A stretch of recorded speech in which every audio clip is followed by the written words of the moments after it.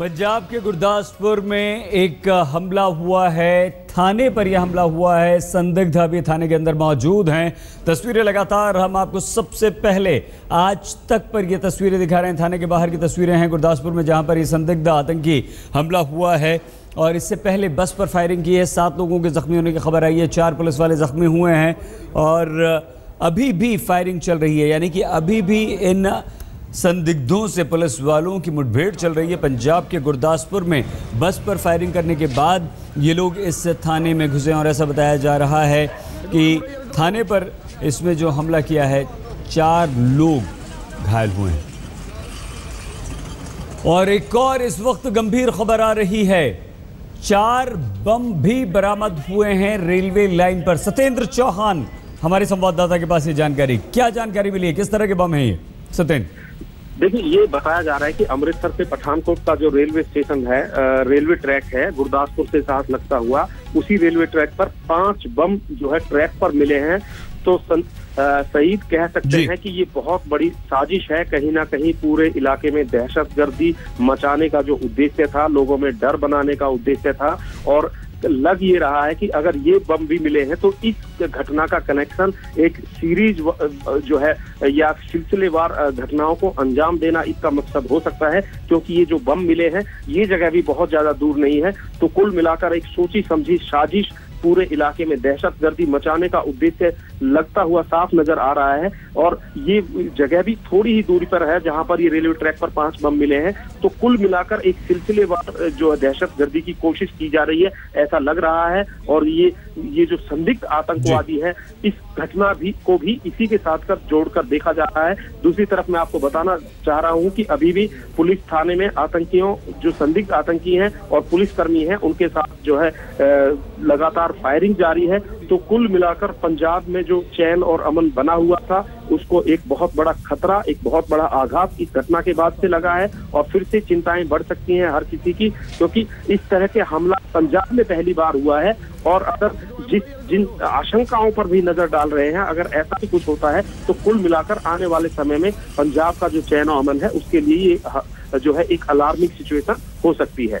सही, बिल्कुल सत्येंद्र। लेकिन सत्येंद्र, ये जो बम मिले हैं इसके बाद क्या अब एकदम से प्रशासन अलर्ट हो गया है और कुछ ऐसे महत्वपूर्ण ठिकाने, महत्वपूर्ण इमारतें, ऐसे बाजार जहां पर लोगों को सतर्क किया जा रहा है, जहां सुरक्षा बढ़ाई जा रही है? कोई जानकारी इस बारे में सत्येंद्र, क्या कोई वरिष्ठ पुलिस अधिकारियों से इस वक्त आपकी बात हो पाई है? देखिए सईद, अभी जो बात हो पा रही है, सबका ध्यान फिलहाल इस थाने के अंदर जो एनकाउंटर चल रहा है दीनानगर थाने के अंदर, सबका ध्यान उस पर लगा हुआ है। लेकिन इसके साथ ही जो बातें आपने कही है, पूरे इलाके को अलर्ट कर दिया गया है। चारों तरफ पुलिस कर्मियों को जो है अलर्ट सिचुएशन पर डाल दिया गया है और हर जगह जो है तलाशी और जो छानबीन है वो शुरू हो गई है। खासकर आप बॉर्डर की बात करें तो बॉर्डर को भी बिल्कुल सील कर दिया गया है। अटारी बॉर्डर से लेकर जितना भी बॉर्डर का इलाका लगता है वहां पर खास अलर्ट जारी कर दिया गया है। लेकिन सवाल यहाँ पर ये खड़ा हो रहा है कि इस समय की सबसे बड़ी चिंता ये है कि थाने के अंदर काफी संख्या में पुलिसकर्मी मौजूद हैं और दूसरी तरफ ये आतंकी भी थाने के अंदर मौजूद हैं। और दूसरी तरफ पुलिस ने थाने को बाहर से घेर लिया है। तो पुलिस कर्मियों को गोली चलाते हुए भी बड़ा सोचना समझना पड़ रहा है और पूरी एक स्ट्रेटेजी बनानी पड़ रही है। आखिर अब इस पूरे जो हमले पर किस तरीके से काबू पाया जाए, इस हालात पर किस तरीके से काबू पाया जाए, क्योंकि गोलीबारी फिलहाल दोनों तरफ से अभी भी जारी है। सही सत्येंद्र, बम मिलना और वो भी रेलवे ट्रैक पर बम मिलना, इसका उद्देश्य क्या? सीधे सीधे ये समझ में आता है कि दहशत फैलाना, ज्यादा से ज्यादा नुकसान करना। देखिए, एक तरफ बम मिलना, दूसरी तरफ से एकाएक हमला होना, यात्री बस पर मासूम लोगों पर हमला करना, उसके बाद पुलिस थाने के अंदर हमला करना। टाइमिंग देखिए, दोनों टाइमिंग एक साथ है। तो कुल मिलाकर ये कहा जा सकता है कि ये एक बहुत बड़ी घटना को अंजाम देने की कोशिश की गई थी और बहुत बड़ी दहशतगर्दी की वारदात यहाँ पर की जानी थी। अगर वहां पर ट्रेन आ जाती और इन बमों पर नजर ना पड़ती तो एक बहुत बड़ी जान और माल का नुकसान वहां पर हो सकता था।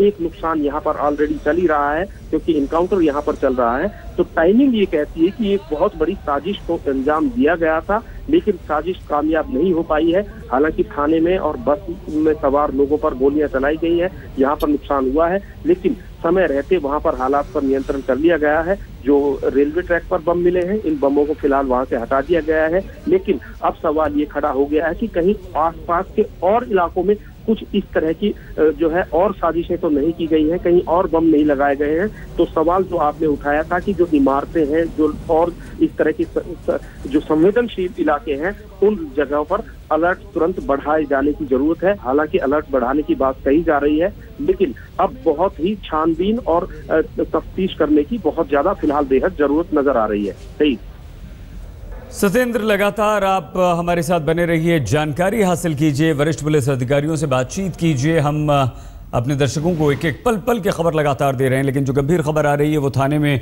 इस वक्त हमलावर मौजूद, फायरिंग उन लोगों की और पुलिस वालों के बीच चल रही है।